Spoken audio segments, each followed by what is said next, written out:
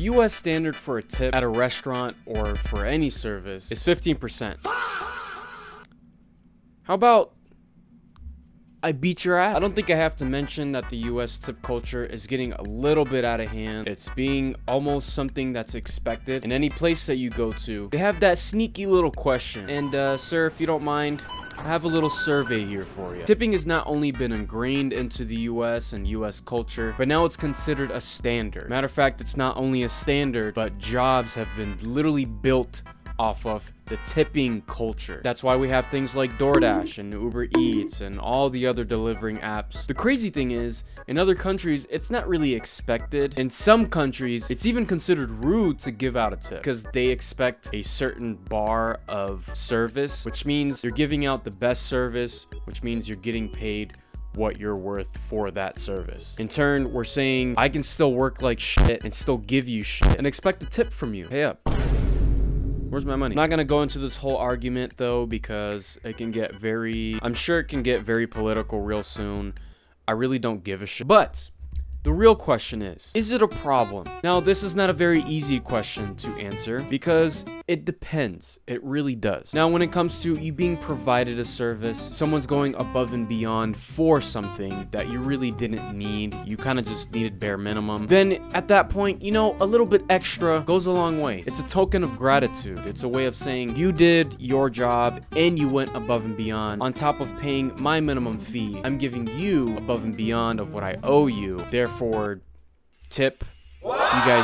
You guys get the point. But now this reminds me of just the other week, I was minding my business. You know, I got hungry and I went to your local burger shop. I didn't really feel like going up to the counter and ordering, so I ordered online like a regular human being. And you know, I'm not really thinking about anything. I'm just kind of adding stuff. And you know, ooh, I want a shake, and oh dang, fries, hell yeah. Next thing you know, I'm fucking baffled with the total amount that I come out with. Now, the crazy part wasn't the price of the meal. The crazy part is, I go through my order, I'm placing everything online. The last option at the bottom is for a tip. I haven't been serviced by anyone, and you're already asking for a tip. What are we doing? Now, I'm not gonna go on and on and on and just complaining about tipping culture and how it shouldn't exist or whatever. And I'm not gonna disregard the fact that it can be helpful and it actually does go a long way. Now, as a former worker in the industry, and since I technically got some skin in the game, I feel like I'm allowed to put in my 2 cents here. Now, I used to deliver pizzas. All right. Yep, laugh them up. So it's fair to say that I've gotten a fair chance of examining this entire thing. Now, relying off of tip money is definitely not easy. I was lucky enough to have a minimum wage. I worked at a spot where we expected less business, so therefore the minimum wage was a little bit higher. It was just a couple more dollars. It really wasn't anything that crazy. So yes, I mean, on the busy nights, it was great. You were getting your minimum wage, and on top of that, you were getting tips, and it really didn't matter if it was from $2 to $5 because it's a busy night. You're gonna get paid decently well. But this is where I feel like I can put in my 2 cents. The people ordering their pizza didn't know this. Not only was I delivering the pizza, but I was also making the pizza. We were in a very small store and we expected less business, so therefore we were less staffed, which means I was also doing everything as well. Now, not saying that I expected anything from anybody because, I mean, at the end of the day, they don't know me. It is a service, and at the bare minimum, I mean, give me something, man.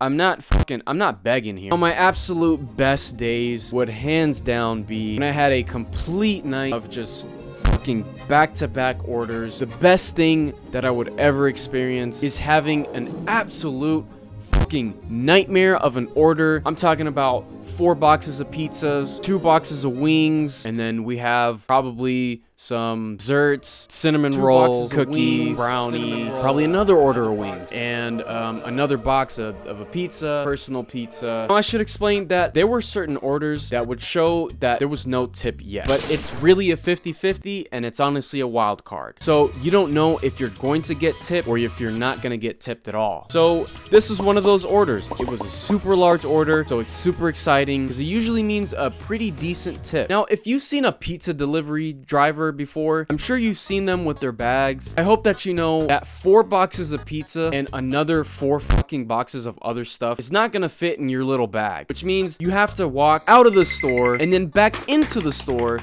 to grab an extra bag to grab another bag of stuff. I drove my happy ass to the house and I put down the bag in front of the door and I put the pizza boxes on top of the bag and I stand back a couple feet because it was around COVID time, so we were doing the social distancing thing, and knock on the door. And oh, hey, person signs the receipt. I walk into the car, get in the car, I look at the receipt. The receipt says a whopping 13 cents. If this seems like a valid tip amount to you, I'm glad to call you scum of earth. Because I know I was just complaining a minute ago about tips and the whole tipping culture and this and that, but I'm not disregarding the whole thing. Now, what I figured out is that he did round up to the nearest dollar, but I don't think he realized that there's other people that are relying on this type of money.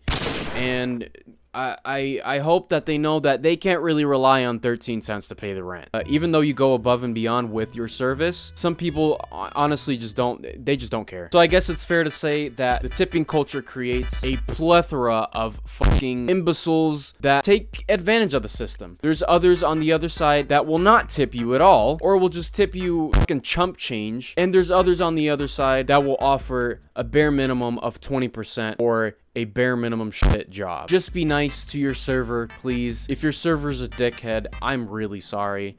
They don't deserve the tip. Now, I'm also going to talk about the more attractive you are, the more you're going to get paid. You're going to have to trust me on this one because just trust me. I think this is pretty obvious, but we know that typically speaking, when you are a more attractive person, typically a female, at a restaurant, at a serving job, you're typically gonna see more tips coming in. I don't think I need to explain this one. I mean, I don't know, human psychology, I guess. And not that I'm complaining about this one. I mean, if you are good looking, I don't know, go for it, make your money. But it can definitely be something that's really annoying, especially when you're working with someone that you know is more attractive than you, and you know that you're putting in more work than that person, and you see that person walking out with triple the amount that you would ever make on a good night just because they have better looks than you. The US tipping culture is really a wild card, and it's definitely created some horrible stories, and it's definitely created a lot of good situations, and it's definitely paid up the people that do deserve it. With that being said, for my services and for entertaining you, this is just a quick survey. If you can answer that for me really quick. If you could slide through a 20, my boy. Anyway, guys, if you could leave a like on this video, and if you could please subscribe, I would love you so much. Thank you so much for everything. Stay positive.